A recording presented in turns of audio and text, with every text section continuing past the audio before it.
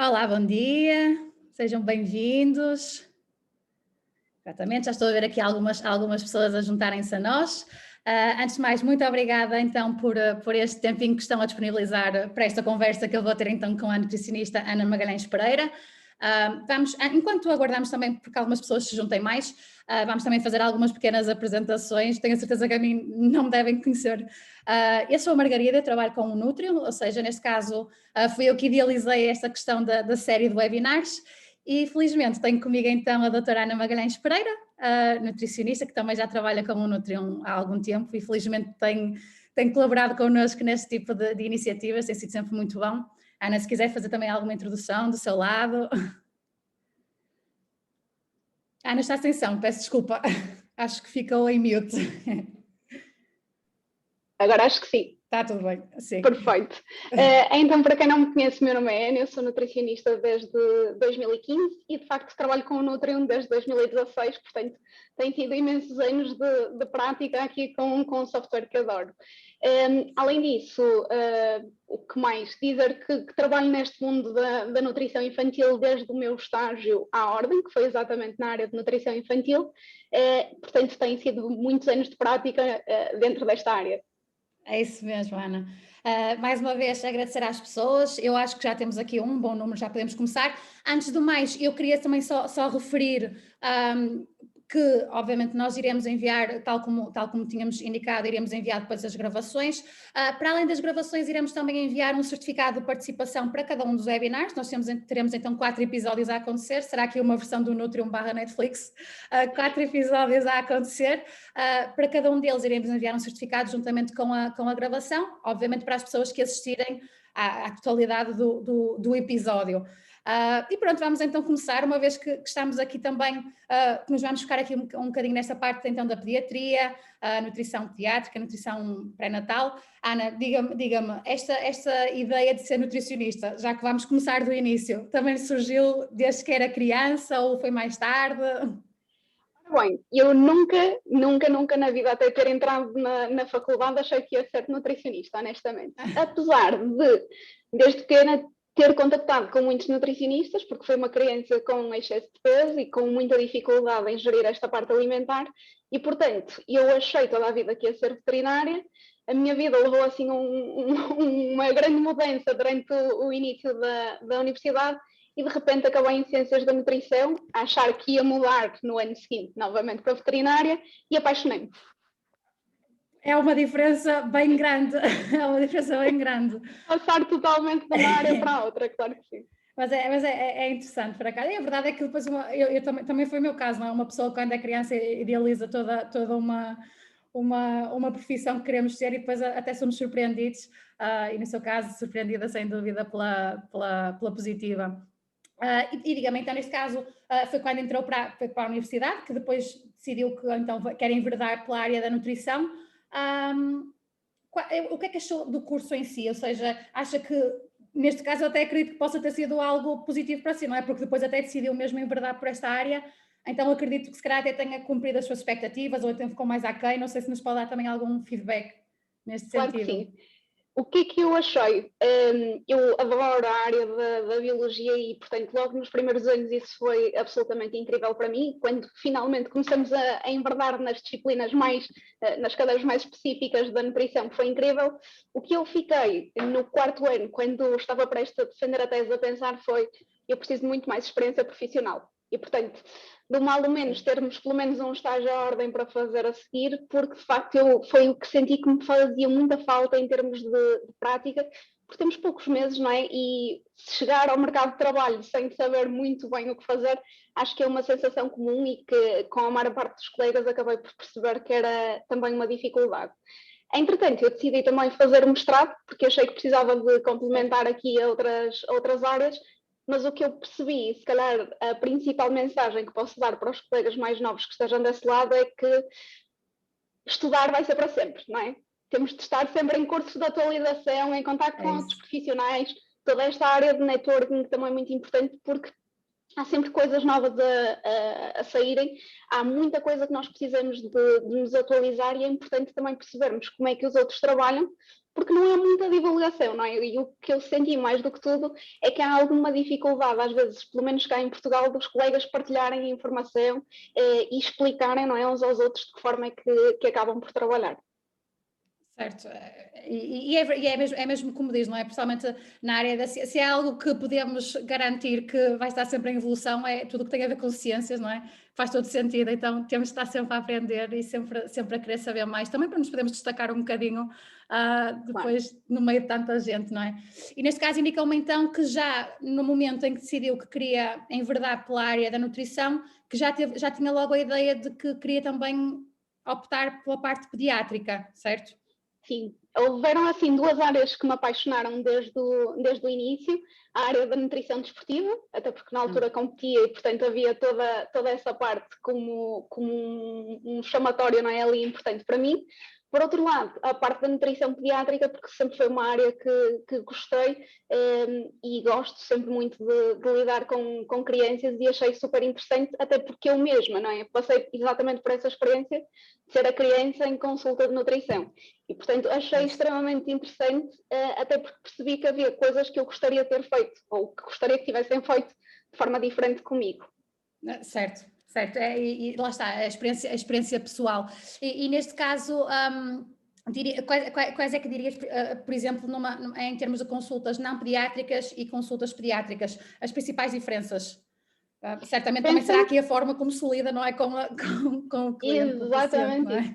Eu diria que na altura em que eu passei pelas consultas de nutrição, e se calhar ainda não havia muita diferenciação neste sentido, até porque grande parte da informação que eu recebi do ponto de vista de nutrição e alimentação até foi do meu pediatra, não é? Porque era o normal nessa altura, é que na maior parte dos casos era quase tratada como uma adulta mini. E uma criança não é um adulto em miniatura, não é? Tem toda uma diferenciação nesse sentido. Portanto, perceber aqui os estágios de desenvolvimento, toda esta parte de desenvolvimento cognitivo, que tipo de coisas é que vão chamar a atenção da criança em consulta, quem são os pares, quem são as pessoas que têm mais influência, não é? Porque depois, dependendo da idade, também há aqui uma série de pessoas à volta que podem ter uma influência importante e começar a contactar cada vez mais com uma área que tivesse ferramentas, não é, específicas para esta parte infantil e não ser a típica consulta que fazemos com um adulto de prescrever um plano e ficar à espera que as coisas funcionem, até porque em grande parte, pelo menos a fase inicial das crianças com quem eu trabalho, com 6, 7, 8 anos, têm zero opinião, não é, sobre aquilo que vão comer e depois passam a ter um bocadinho mais, mas não são eles que vão fazer compras, não são eles que preparam os leites e, portanto, tem de haver aqui todo um desenvolvimento nesse sentido. Certo. E quais é que diria que são os maiores desafios que encontra neste tipo de consultas que tem de dar? Certamente que não deve ser só por parte da criança, mas também por parte do educador. Exatamente, é exatamente isso. Eu acho que assim, o principal entrave que eu tenho numa fase inicial nas consultas são os avós. Que é uma coisa super normal, não é? Porque os avós adoram mimar com comidinhas assim saborosas e premiar com chocolates e coisas dentro do género. E muitas vezes aquela questão que a criança me diz em consulta de mas a minha avó disse-me que só hoje não fazia mal e para eu nem contar a ninguém porque assim ninguém ia saber do que tinha acontecido. E tem de haver aqui todo um trabalho, não é? De também dar autoridade à criança para que seja ela a decidir se faz sentido ou não. Porque pode haver alturas em que faça sentido comer o chocolate ou comer a comida da avó, seja ela qual for. Mas não será provavelmente uma coisa para fazer todos os dias. Então agora é engraçado em consulta, depois por exemplo de aprendermos a ler rótulos, toda esta parte, fui à casa da minha avó, abri o frigorífico e disse logo, isto tem muito açúcar, isto tem muita gordura saturada, por exemplo. Isso é muito giro, por acaso a voz não teria sido aquela primeira interjeição que eu não assumiria, mas é bem verdade, não é? E por acaso até posso dar um exemplo, que ainda há dias tive uma festa de família e tínhamos lá um primo pequenino, com 2 anos, pronto, a mãe é médica, ou seja, também está assim mais por dentro dessas coisas, também não gosta de incentivar tanto a doces, e uma tia minha, queres um chupa? E o menino nunca tinha comido um chupa na vida, e ele, por nem sabia o que era, e depois a mãe dele ficou, não te venhas a sugerir essas coisas. na minha família é mesmo assim, as mães é todas, é só come isto que te faz bem, ou é um docinho, não faz mal, é uma vez, é É tão mesmo assim. pequenino, ainda está a crescer, não é? Este tipo de pensamentos que são normais e que compreendemos que as pessoas não o fazem por mal. É o que eu costumo dizer, não é? Os avós sentem que é aquela forma de demonstrar carinho, que se calhar até foi exatamente como eles passaram ao longo da vida, mas há toda uma outra forma. E às vezes é muito esta questão também de passar aos avós, e muitas vezes eu tenho videochamadas com os avós também para percebermos um bocadinho esta questão, que há outras coisas que eles podem fazer, não é? Ainda no outro dia combinei com uma avó que, em vez de fazer lá a comida que ela queria fazer para premiar, que a menina queria ir à praia. Então foram as duas à praia, até acabaram por fazer um lanche especial e foi um momento, se calhar, muito mais especial do que aquela comida à mesa assim super rápido, porque também é outra coisa bastante normal, aquela rapidez a comer, e que passa super rápido e que se calhar não cria ali uma memória tão importante para a criança como aquilo que a avó acharia que iria ser. É muito giro, é muito giro. E pronto, obviamente neste momento a Ana tem uma amostra, não é? Já tem aqui os seus clientes pronto, a crianças. Quais é que diria neste momento, por essa amostra que tem, que é... como é que eu ia dizer? Como é que é o maior problema em termos de nutrição nas crianças em Portugal? Claro que estamos a falar aqui da sua amostra, mas o que é que conseguiu retirar disso? Aquilo que eu mais vejo em consulta dentro desta parte da nutrição infantil é, sem dúvida, o excesso de peso ou o caminho, não é, para o excesso de peso, e, portanto, começa logo muito cedo por causa de todo um conjunto de hábitos, não é, que acabam por ser aqui um bocadinho piores. Desde os hábitos de atividade física, que nós já sabemos, e que não é a nossa área de prescrição, mas é a nossa área também de incentivo, e, portanto, percebemos que eles passam muito tempo muito sedentários, não é? Mas, por outro lado, aqui todo um desajuste do ponto de vista alimentar, que é exatamente aquilo que nós temos que agir. Primeiro, porque lá está, os pais, os avós, tudo mais, acham que têm de comprar aquilo que é direcionado para as crianças, não é? Não, se é uma criança, tem de ter as bolachas de criança e os cereais de criança e não sei o que mais de criança em casa. E que muitas vezes até a criança em si acabaria por utilizar outro tipo de alimento. Por exemplo, ainda há pouco tempo tive uma criança em consulta que a mãe insistia que ela tinha de comer iogurtes açucarados e ela disse, mas eu gosto de iogurtes naturais. Pois. E nunca ninguém tinha parado, não é, para chegar a esta conclusão que afinal a criança até gostava dos iogurtes naturais. Portanto, há toda esta alteração que é importante. Baixo consumo de sopa, baixo consumo de hortícolas, baixo consumo de fruta, até porque na maior parte dos casos o resto da família também não está a servir muito como exemplo neste sentido. Tu tens de comer a sopa, mas eu adulto não. Pois.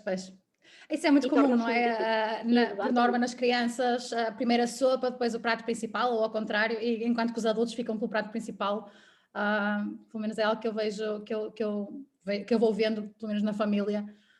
Exatamente. É mesmo isso, e as crianças seguem, não é? O exemplo que...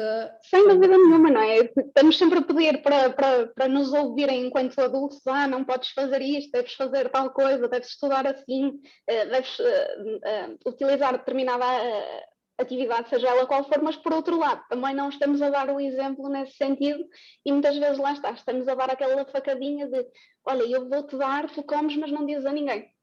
Pois. Depois também cria aqui toda uma diferença em termos de confiança, não é? Que a criança pode ter nela mesma, nos outros, naquele círculo de respeito que é importante que ela tenha, até porque são as pessoas mais próximas e que ela deve poder contar absolutamente tudo. Exatamente.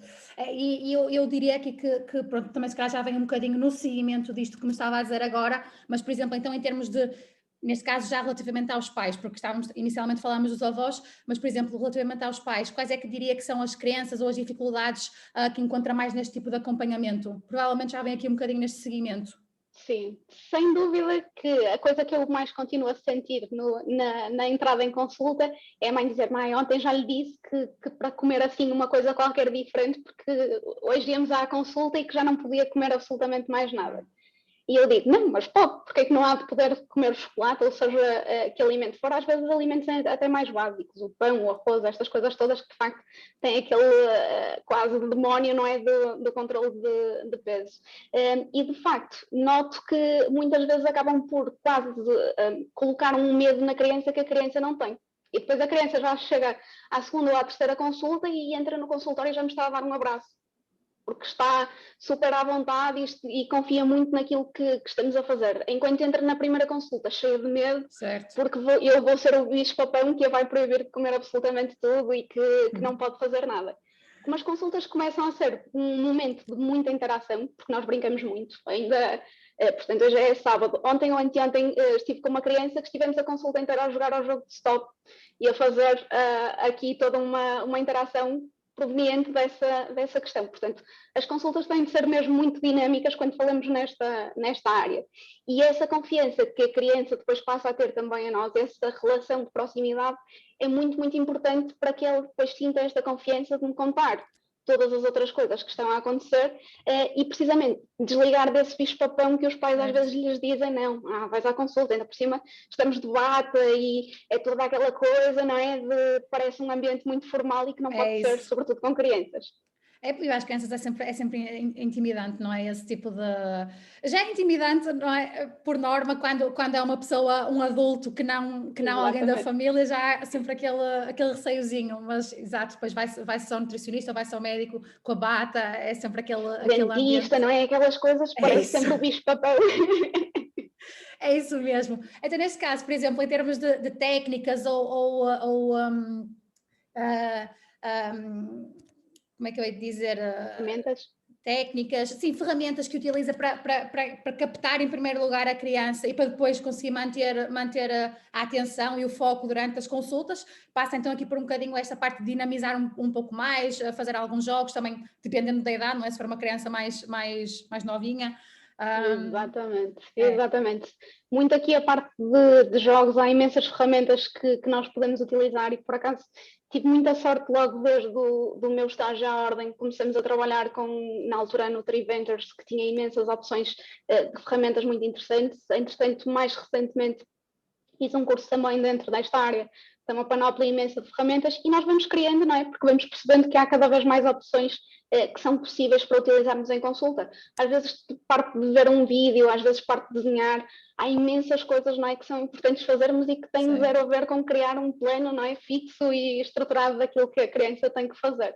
E por outro lado, depois também todo o acompanhamento pós-consulta, que tentamos, não é, aqui interagir, nomeadamente ao nível dos diários alimentares, que também é um ponto importante. Como é que a Ana consegue fazer isso? Tipo, só se me permite também, por exemplo, em questão de acompanhamento, manter aquele contacto com a criança. Aquilo que tem sido espetacular, e lá está, todas as crianças, se não tiverem o seu telefone, têm um tablet ou têm alguma forma de utilização destes novos meios de tecnologia. Portanto, o que fazemos é, elas têm a aplicação, os pais também têm acesso à aplicação, mas elas têm a sua própria aplicação aqui do Nutrio, e lá, como nos permite tirar a foto e colocar o diário alimentar, mesmo aquelas crianças que ainda não escrevem muito bem ou que não têm tanta noção, têm muita facilidade, não é, em introduzir ali as coisas e às vezes enviarem-me, fiquei com dúvida nisto, ou a minha mãe deu-me isto para comer e eu não sabia se era uma boa opção, e começarmos assim de facto a ter uma interação muito mais próxima, porque fica muito mais fácil do que termos uma consulta, não é? Estamos ali 45 minutos, uma hora e meia a falar, mas depois já nos vemos daqui a 3 ou 4 semanas. E entretanto, não é? Estes dias todos que passaram, como é que a criança foi reagindo? Será que ela tinha suporte suficiente? Claro que o importante, e quanto mais para a frente vamos andando, é que a criança tenha autonomia, não é? Para determinar aqui aquilo que precisa de fazer. Mas numa fase inicial eu sinto, sobretudo, que este suporte é extremamente importante para que a criança consiga perceber, ok, está aqui alguém ao meu lado, alguém que me ajuda e que me valida este tipo de situações, porque é aquilo que as crianças muito procuram, não é? Durante o dia. Fiz um teste, tirei a nota X, isto valida-me se estudei bem ou não, por exemplo, não é? Então, toda esta questão do acompanhamento é extremamente importante, além do acompanhamento com a família, não é? Porque vou falando com os pais, como disse, vou falando com os avós, vou falando com aqueles cuidadores que são mais próximos e que são mais importantes. Exatamente. E imagino que, principalmente para crianças mais pequeninas, a ideia de poder tirar fotografia, elas ficam logo todas entusiasmadas, não é? Adoram, e poder dizer, mãe, eu estava a utilizar o tablet, mas era para enviar fotos do plano alimentar. E não aquela coisa de só tens 5 minutos para jogarem o jogo e depois já tens que parar. E é uma boa forma, não é, também de aproveitarmos estes momentos em que eles querem estar a utilizar este tipo de tecnologias, em vez de estarem só numa questão muito sedentária, que se calhar até nem aprendem muito ou quase nada com aquilo que estão a fazer, mas de facto ter aqui uma ferramenta que é bastante lúdica para eles e que lhes permite a eles mesmos irem avaliando. Então, no outro dia em consulta estávamos a ver as fotos de uma paciente e ela estava a dizer a quantidade de arroz versus a quantidade de salada no prato do primeiro dia versus no prato de hoje já é uma coisa totalmente diferente. E ela própria teve essa noção, não é? Porque pôde comparar diretamente aqueles dois momentos e percebeu a sua própria evolução. Certo, então é muito giro saber, porque de facto, não é? Nós conseguimos ver que neste momento, pronto, a tecnologia, principalmente no que toca a crianças, pode ser aqui de facto uma maleita, não é? Então, tal como está a dizer, em termos de pronto, tornar-as mais sedentárias, eu vejo pelas minhas primas, mesmo por exemplo, à hora da refeição, às vezes estão com os iPads, ou com os telemóveis, a ver YouTube, ou o que é que seja, enquanto estão a comer, mas então também podemos dizer que temos este lado, esta vertente que de facto também ajuda. Exatamente, e até porque lá está, depois, como disse, eu tenho toda uma base de dados de vídeos mais lúdicos, por exemplo, que às vezes lhe envio se quiserem passar algum tempo no YouTube. Há vídeos que eles próprios gostam de fazer, encontrei este vídeo que tem umas aulas de dança, por exemplo, as meninas adoram isso, certo. E agora até tenho feito essas aulas de dança em casa, os vídeos do TikTok e fazer as danças do TikTok, é aquilo que é bastante normal e que é importante, não é? Para que elas possam utilizar aqueles momentos, pelo menos de uma forma, como digo, mais lúdica ou mais interativa e que lhes permita, em vez de ser aquela coisa de sedentário e que se calhar não está a aprender nada com isto, ter aqui um benefício em estar a utilizar as novas tecnologias. Boa. E, por exemplo, agora, se calhar aqui até um bocadinho rasteira, mas também se calhar é um bocadinho apoio que eu preciso, mas obviamente nós sabemos que esses bons hábitos alimentares devem ser incutidos em primeiro lugar em casa, mas por exemplo, como é que eu digo às minhas primas de 8 e 12 anos, olha, tu não podes comer batatas fritas, tens de comer brócolos. Quais são as tuas técnicas, as suas dicas? Claro que sim. Eu passo 0 tempo a dizer-lhes aquilo que não podem comer. Primeiro passo, então. Zero tempo. Nunca disse a nenhuma criança não podes comer isto. Lá está, por exemplo, a leitura de rótulos é um ponto importante. Adoras estas bolachas? Ok, vamos ver então aqui um bocadinho. O que é que tu achas desta quantidade de açúcar versus aqui o nosso valor de referência? Se calhar é um bocadinho alto. Ok, então quando é que podemos utilizar esta opção? Então se calhar só vou utilizar ao sábado depois da minha aula de ginástica ou no dia específico, por exemplo, aqui. Ok, boa. E depois fazemos, por exemplo, todo um jogo de interação e com objetivos, por exemplo, para as próximas semanas em relação à introdução de alguns artículos que já trabalhamos e percebemos quais são os benefícios que eles podem aqui ter. E a paciente chega-me à consulta e diz-me, este mês experimentei 5 artículos diferentes. Uma pessoa que nunca tinha comido aqui quase nada e que era literalmente um trabalho todos os dias da mãe, estar ali, tens de comer, e que ela própria passou a querer utilizar sem ninguém ter de estar ali a chamar-lhe a atenção nesse sentido. E depois toda a dinâmica de, por exemplo, os meninos com a questão do futebol. Ok, se eu comer isto vou ficar tão rápido como Cristiano Ronaldo. Funciona que é assim uma coisa inacreditável. E, portanto, eles próprios vão sentindo este tipo de entusiasmo em estarem a fazer boas escolhas porque percepcionam a diferença que lhes dá no dia-a-dia. Porque uma criança não consegue projetar, sobretudo as mais novas não conseguem projetar para o futuro e perceber, ok, se eu comer isto eu vou ter colesterol elevado. Não faz a mais pequena ideia do que é que isso é. E o peso até pode afetar no sentido de, eu tenho uma barriguinha, que às vezes dizem-me a consulta, não gosto muito da minha barriguinha porque é maior do que a das minhas amigas, eu não posso usar os mesmos tops que elas usam. E até conseguem perceber nesse sentido, embora tentemos distanciar também para não estarmos ali a colocar a autoestima num nível mais baixo. Mas sobretudo esta questão de diferenças práticas que eles sentem no dia-a-dia. A semana passada, na aula de educação física, pela primeira vez que consegui correr, sem sentir aquela dor de burro que tinha logo que parar, não é? Estas coisas todas. Todo este incentivo vai sendo importante.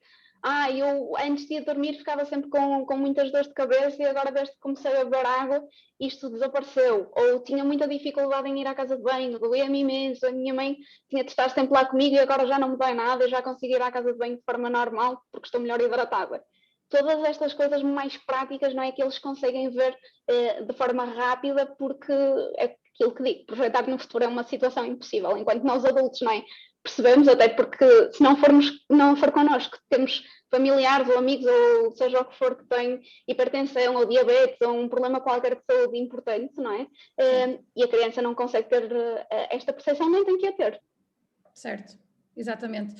Eu até aproveito para fazer aqui uma pausa nas perguntas que lhe estava a fazer, na nossa conversa, porque também tivemos aqui, entretanto, uma pergunta a cair de uma das pessoas, de um espectador, e se quiser também, já está aqui um bocadinho, vai de encontro ao que temos vindo a falar. A pessoa pergunta: que técnicas é que a Ana segue para fazer as crianças comer legumes e verduras que não apreciam? Normalmente tem muito a ver com esta parte de desafios, ou seja, há um conjunto de ferramentas que já tenho, e nomeadamente esta questão dos vídeos, etc., que nos falam um bocadinho, quase, por exemplo, do superpoder que este determinado alimento possa ter e porque é que ele é tão vantajoso, mas depois criar um sistema de desafios. Ok, o que é que tu achas, quantas vezes é que achas que podíamos introduzir o Sr. Brócolo aqui na tua alimentação? Eu estou predisposto a fazê-lo 2 vezes por semana. Ok, boa. E se não gostares à primeira, como é que vamos fazer? E já dei por mim a ter crianças a comerem brócolos em cru, que foi uma coisa que eu nunca imaginei que fosse possível de fazer, não é? Porque quiseram experimentar e os pais deixaram e gostaram e ok. Exatamente, então criar aqui todo um conceito, não é, à volta disso, e esta questão dos super-heróis tende a funcionar muito bem. O Sr. Brócolo que tem o superpoder de não sei o quê. E tem que ser muito assim, não é? Toda esta situação de desafios e depois lá está. Eu normalmente dou-lhes ou na aplicação ou de uma forma escrita, conforme aquilo que eles preferirem, esta questão de validar quais foram os dias em que foram introduzindo aqui o Sr. Brócolo, ou seja o que for. É assim, e também aproveito aqui, já que aqui a Ana acabou de responder a uma pergunta feita pela audiência, estejam à vontade para fazer as vossas perguntas. Eu acabei por não referir isso no início, mas tem aí a possibilidade no fundo do ecrã de chat, estejam à vontade para fazer as perguntas. Também, se houver alguma coisa que eu acabe por não perguntar, uma vez que também já estamos aqui a mais de metade das perguntas que tenho planeadas para a Ana, estejam à vontade então para também esclarecer qualquer outra dúvida que possam ter. Ana, a minha pergunta seguinte seria aqui também um bocadinho, pronto, porque logo no início referiu-me que, de facto, a própria Ana teve esta experiência quando era pronto, criança, nesse caso até foi o médico de família, ou pediatra, se percebi bem. A Ana acha que qualquer nutricionista poderia ser um nutricionista, neste caso, da área da pediatria? Ou acha que seria aqui necessário um skill set de facto... É preciso, e acho que nós temos ainda muito pouca prática em diferenciar-nos, não é, em termos de áreas. Nos últimos anos começaram a surgir agora esta questão dos colégios de especialidade, mas dentro da nutrição clínica, não é, há uma enorme diversidade de áreas diferentes e que é preciso, não é, começarmos a estudar uma área em específico e conseguir nos diferenciar nessa área, porque é impossível sermos excelentes em absolutamente tudo, que é aquilo que nos passam quase na faculdade, que temos de saber atender absolutamente tudo, e isso é irrisório, não é? Pensando em medicina, por exemplo, é impossível um cardiologista estar aqui a atender doenças inflamatórias intestinais e outra coisa qualquer, não é? Portanto, é importante nós conseguirmos também diferenciar. Mas é importante perceber se é uma área pela qual, não é, nós também conseguimos ter aqui vontade, primeiro, de nos atualizarmos de forma continuada e, segundo, de criar empatia com a pessoa que está do outro lado, não é? Porque é aquilo que eu estava a falar. Vamos imaginar, uma área que eu sempre gostei foi a questão da nutrição desportiva, precisamente por sempre ter sido uma desportista e uma atleta e, de facto, perceber bastante bem também esse mundo. Mas se nós não temos noção daquilo que são as dificuldades do outro lado e não conseguimos colocar-nos desse lado, portanto, perceber aqui, por exemplo, que os meninos na escola estão habituados a trocar o lanche uns com os outros e que a avó vai entrar aqui com estas coisas e que no dia X é o dia especial que eles têm de levar o lanche não sei o que mais. Se não conseguimos perceber aquilo que existe do outro lado e se não começarmos a entrar dentro deste mundo para percebermos exatamente aquilo que acontece na vida daquela pessoa, fica muito difícil, de facto, de conseguirmos ser bons profissionais, porque não vamos conseguir perceber as dificuldades e não vamos conseguir criar soluções, não é? Que se adequem a essa questão. Agora, é óbvio que quanto mais anos de experiência nós temos numa determinada área, mais noção nós temos das dificuldades normais e muitas vezes antecipamos antes dessa dificuldade, não é, existir. Mas é importante percebermos, ok, isto é uma área pela qual eu consigo ter mesmo empatia, que consigo conectar mesmo com os pacientes, porque há áreas que não vamos conseguir fazer, não é? Há quantas pessoas nós conhecemos que de facto não têm muita conexão, por exemplo, com crianças, e está tudo bem. Não temos de ser todos exatamente dentro da mesma área. Agora, enquanto nutricionistas, claro, temos aqui, se calhar, um conjunto de skills importantes que nos permitem diferenciar em uma panóplia enorme de áreas. É importante percebermos, ok, ou testarmos. Muitas vezes acontece isto, não é? Se calhar se eu não tivesse testado tanto durante o meu estágio à ordem, não tinha noção que esta era uma área extremamente importante para mim e, de facto, é uma área na qual eu gostaria de me diferenciar. Portanto, acho que parte também desta questão e daí eu achar que quanto mais prática conseguimos ter, por exemplo, durante o curso e tudo mais, acaba por ser uma área muito importante. Perfeito. Entretanto, Ana, já temos aqui também algumas perguntinhas que estão a cair. Tem aqui uma pergunta que diz o seguinte: já teve de lidar com crianças com perturbações de comportamento alimentar? Pode falar sobre isso? Sim. Tem sido cada vez mais frequente, tanto adultos, eu vejo muitas mulheres em consulta também, mas sobretudo aqui logo no início, sobretudo ali no início da adolescência, começarem a surgir este tipo de questões. O que é que eu peço sempre, independentemente da idade, é que tem que existir aqui uma equipa multidisciplinar, portanto, tem que existir um psicólogo, provavelmente terá que existir também um psiquiatra, e, portanto, temos de ser uma equipa e temos de ter disponibilidade para, mesmo que não estejamos todos no mesmo espaço, entrarmos em contacto com os outros profissionais e conseguirmos, em conjunto, perceber, não é, quais são as etapas seguintes a fazer. É um trabalho muito duro, não é? Até porque temos de ter muita atenção com aquilo que estamos a dizer e com aquilo que vamos desafiar o paciente a fazer a seguir, mas percebo que quanto mais estamos integrados nesta questão da equipa, e lá está, eu trabalho no meu consultório sozinha, mas tenho toda uma lista e é rara a semana em que não entro em contacto com outros profissionais de outras áreas que fazem parte de uma equipa integrada, não é? Que posso ser, neste caso, vamos imaginar, eu, a criança, a mãe e o pai, o psicólogo, às vezes o professor de educação física, que também tem alguma ligação neste sentido, por exemplo, e tem que ser toda uma equipa a decidir quais são os desafios a seguir que vamos criar. Perfeito. Por exemplo, no caso das crianças, é mais uma questão que nós temos aqui. A Ana diria que é melhor enviar um plano alimentar estruturado para os pais se guiarem ou optaria mais pelo aconselhamento alimentar? Normalmente eu faço um bocadinho das duas áreas, ou seja, dou sempre aqui alguma base daquilo que é um dia-a-dia alimentar que a criança possa seguir, mas falamos mais do que tudo, sobretudo quanto mais novos são, do ponto de vista qualitativo, porque a maior parte dos casos que eu vejo acaba por ser a necessidade de introduzir e não a necessidade de retirar. Novamente, aquela questão o desafio de colocar a sopa uma vez por dia, todos os dias da semana. E que tem que ser um desafio, não é? Que a família também possa seguir, muitas vezes incentivando, por exemplo, o pai e a mãe a fazerem a mesma coisa à mesa. Certo. Agora estão a cair. Eu devia ter dito mais cedo que podiam enviar perguntas, porque agora estão a cair algumas. Temos aqui uma pergunta da Laura. A Laura pergunta, neste caso está aqui a falar em termos de dinâmica familiar. Quando é difícil, pois existem hábitos muito desadequados e colocam a pressão toda nas crianças para perder peso, ela fica com algumas dúvidas em como gerir a consulta com os pais.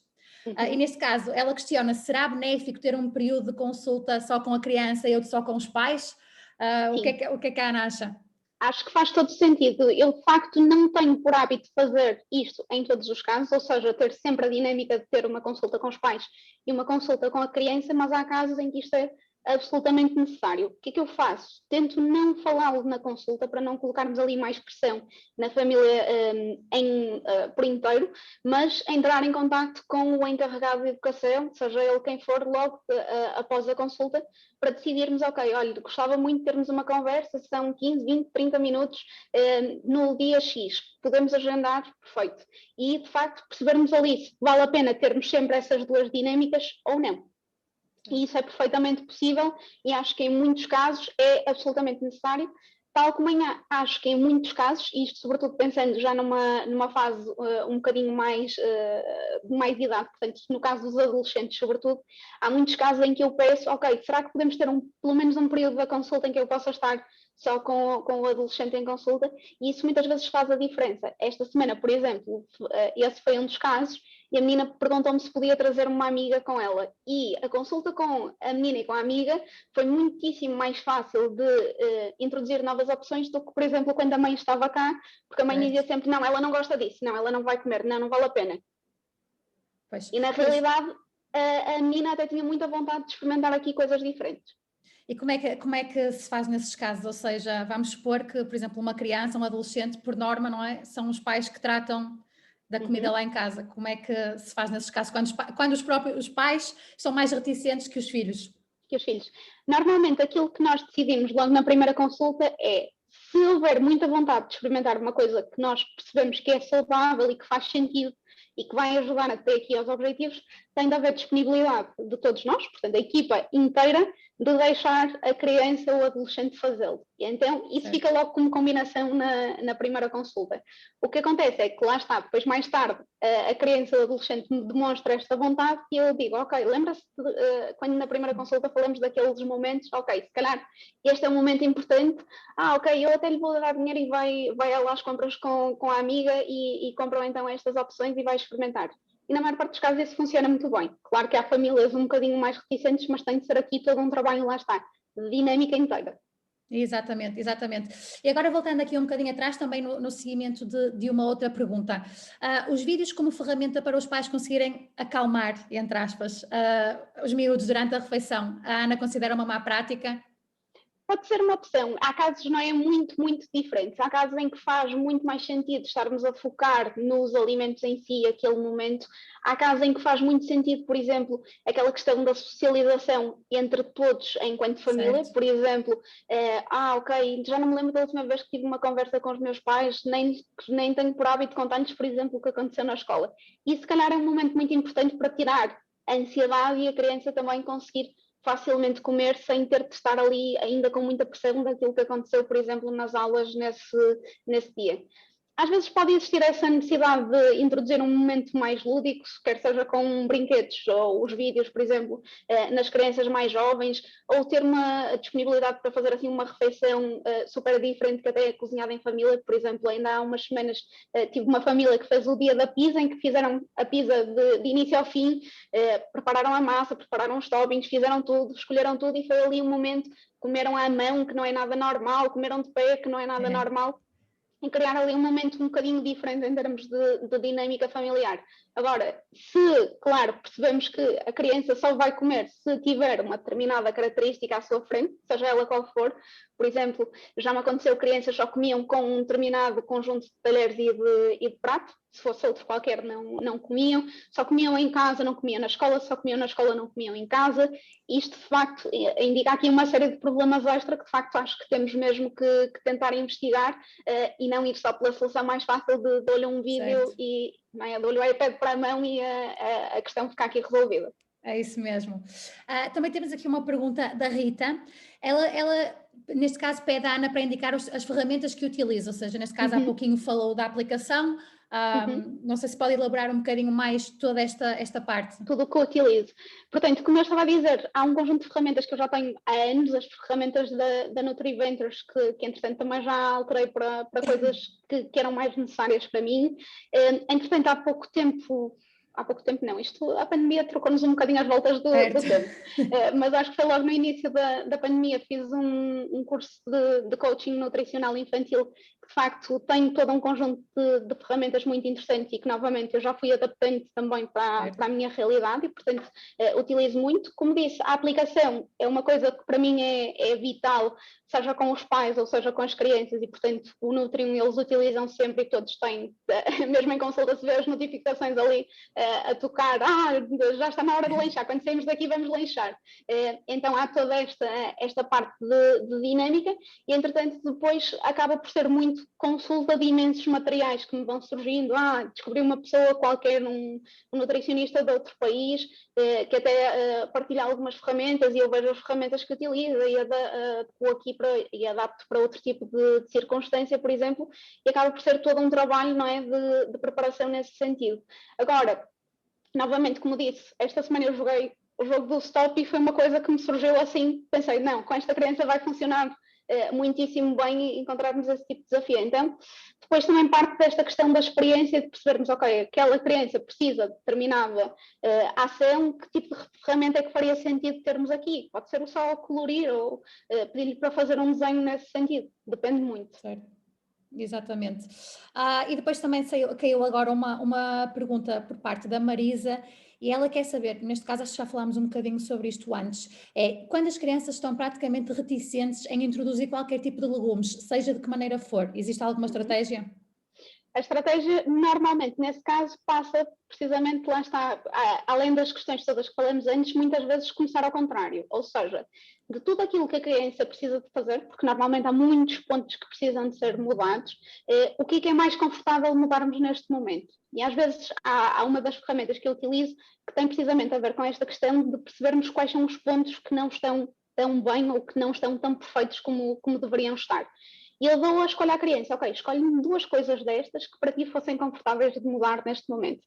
Neste momento para mim é mais confortável introduzir mais fruta do que introduzir mais hortícolas. Ok, mas com a noção de que isso é uma coisa que vamos precisar de fazer mais à frente. Ok, perfeito. E quando é que queres fazê-lo? Só no próximo mês ou daqui a 2 meses ou a partir do dia que acabam as aulas ou do dia que começam as aulas, ou seja o que for.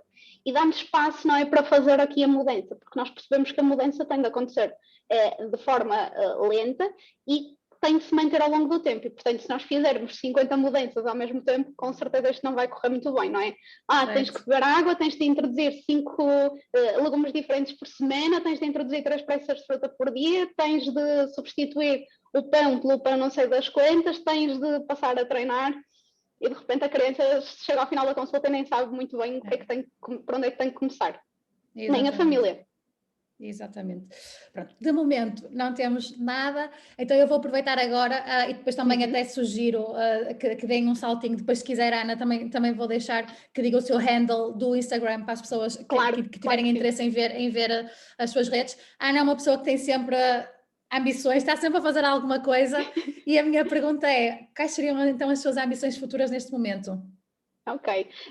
A ambição número 1 é voltar aos workshops presenciais que vamos voltar este mês e que de facto estou bastante contente porque foram 2 anos parados com esta parte da pandemia e um dos meus objetivos para os próximos tempos é começar a criar, porque tenho muitas vezes crianças, adolescentes, seja o que for, em workshops e queria começar a criar workshops apenas direcionados para eles e em que pudessem estar sozinhos ou acompanhados pelos pais e que de facto pudessem ser também aqui uma ferramenta importante para eles próprios terem este contacto com os alimentos de forma um bocadinho mais prática. Portanto, essa é aqui a minha primeira ambição. Tenho mais 2 ambições, uma delas posso partilhar, estou a criar um curso também nesta área que espero que se calhar até ao final do ano possa estar aqui pronto, portanto serão aqui as minhas próximas ambições neste sentido, da área materno-infantil e que posso desde já partilhar. Boa.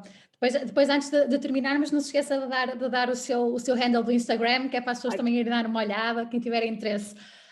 Também, entretanto, caiu outra pergunta, também da Laura, em que ela pergunta, haverá reais fobias de grupos inteiros alimentares? Tenho crianças, adolescentes em consulta que dizem que não conseguem comer nenhuma fruta desde sempre e não têm nenhuma abertura para experimentar.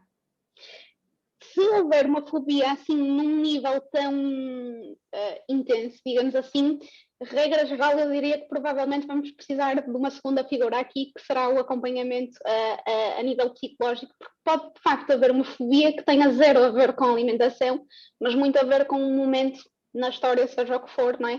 Que tenha levado a essa situação. Por exemplo, uma questão bastante frequente ainda continua a ser a questão com as leguminosas. Por exemplo, com a situação das ervilhas. Porque durante o infantário me obrigaram a comer aquilo e eu agora coisas pequeninas em grãos nem consigo utilizar, por exemplo. Então há aqui todo um conjunto de trabalho que se calhar tem de ser feito para além daquilo que é a parte de nutrição. E claro, nós falamos muito em termos de comportamento alimentar, mas há áreas que têm de facto de ser destinadas, sem dúvida, ao profissional mais certo, que será aqui o psicólogo ou a psicóloga neste sentido. Caso contrário, há aqui muitas ferramentas, lá está, que nós podemos utilizar nesse sentido. O que é que eu procuraria? Perceber exatamente em que momento é que ocorreu aquela fobia e que de facto, de forma é que está a ter impacto em absolutamente tudo e de todas as formas. Por exemplo, eu nunca consigo comer maçã, mas se for maçã cozida ou assada já consigo utilizar, por exemplo. Então começar a introdução, por exemplo, por esse tipo de método de confecção. Não gosto de ananás, mas se for grelhado já gosto de comer. E perceber aqui todo um conjunto de circunstâncias que pode estar a acontecer, mas mais do que tudo, perceber qual é a causa, não é? A causa número 1 que está ali em relação a essa situação. É curioso que agora estava a dizer se estava-me a imaginar a mim, porque eu sou muito assim com o feijão. Eu gosto, mas nem sei bem explicar, mas por exemplo, eu gosto de comer feijão no arroz, mas na sopa não posso nem vê-lo.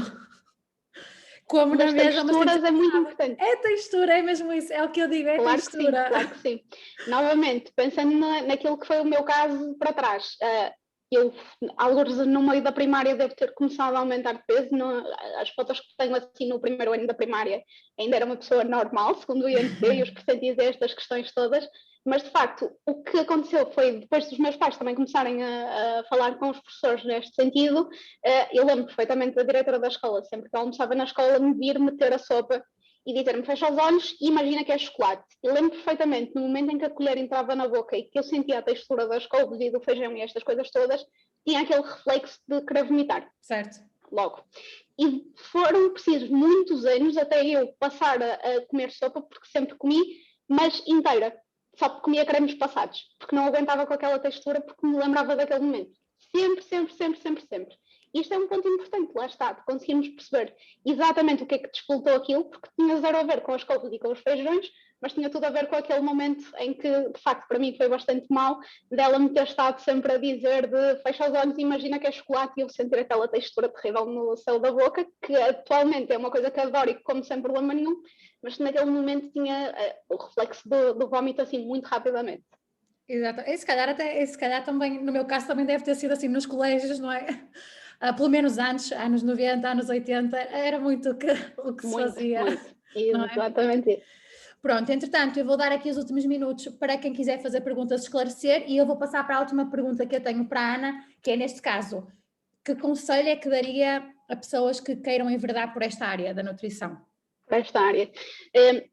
Dentro desta área ou outra qualquer, se souberem exatamente aquilo que estão à procura, a primeira questão que eu faria era procurar um sítio para estagiar que se dedicasse exatamente a essa área, para conseguirem contactar diretamente com a área, perceberem se é aquilo que gostam e começarem a desenvolver também aqui formas e metodologias de consulta, este conjunto de ferramentas e tudo mais que acabam por ser importantes neste sentido e, portanto, começarem-se a desenvolver enquanto profissionais.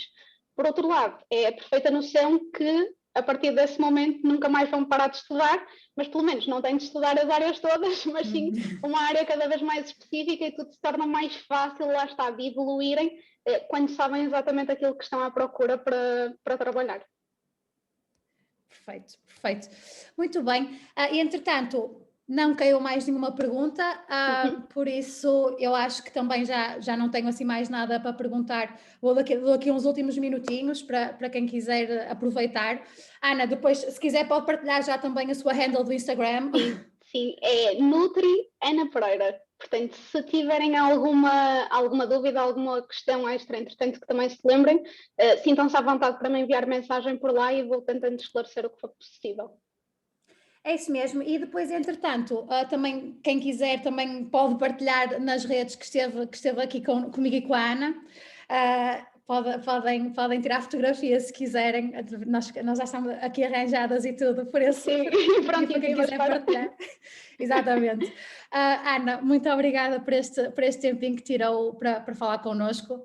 Espero que tenha gostado, espero que tenha sido tão relaxado como o tipo de consultas que a Ana tenta proporcionar aos seus clientes.